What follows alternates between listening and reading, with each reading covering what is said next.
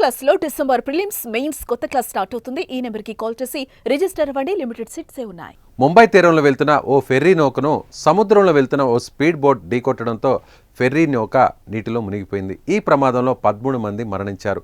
మరో 2 పరిస్థితి విషమంగా ఉంది. మృతులలో 3 నేవీ సిబ్బంది కూడా ఉన్నారు.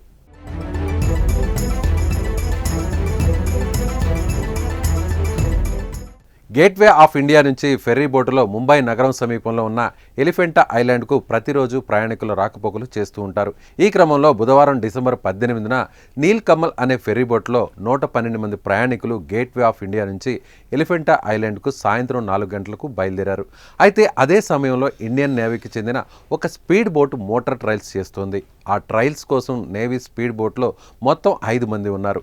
వారిలో 2 మోటార్ తయారీ కంపెనీకి చెందిన వారు ఉన్నారు. ఈ క్రమంలో నేవీ స్పీడ్ బోట్ అదుపు తప్పి వేగంగా వెళ్లి నీల్ కమల్ ఫెర్రీ బోట్ను ఢీకొట్టింది. దీంతో 2 పడవలు నీటిలో బోల్తాపడ్డాయి. ప్రమాదం జరిగిన వెంటనే నేవీ సిబ్బంది సహాయక చర్యలు చేపట్టింది. దాదాపు 2 గంటల తర్వాత చూస్తే నేవీ బోట్లో ఉన్న 5గురిలో 2 ప్రాణాలతో బయటపడ్డారు.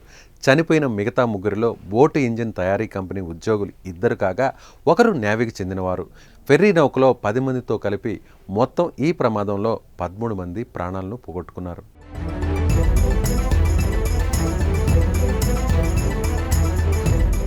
ప్రమాదం జరిగిన వెంటనే Indian navy, coast guard 11 navy బోట్లు, 3 మెరైన్ బోట్లు, 1 కోస్ట్ గార్డ్ బోటుతో సహాయక చర్యలు చేపట్టారు.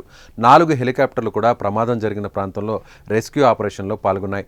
అధికారులతో పాటు నీట మునిగిన వారిని కాపాడేందుకు సమీప ప్రాంతంలోని మత్స్యకారులు, నెహ్రూ పోర్ట్ అథారిటీ వర్కర్లు సముద్రంలోకి దిగి 100 మంది ప్రాణాలను రక్షించారు. ప్రమాదంలో 13 మంది చనిపోయారని స్వయంగా ముఖ్యమంత్రి దేవేంద్ర ఫడ్నవీస్ ఎక్స్లో ట్వీట్ చేశారు. చనిపోయిన 13 మంది కుటుంబ సభ్యులకు మహారాష్ట్ర ప్రభుత్వం తరపున 5 లక్షలు ఎక్స్గ్రేషియా ఇస్తున్నట్లు ప్రకటించారు.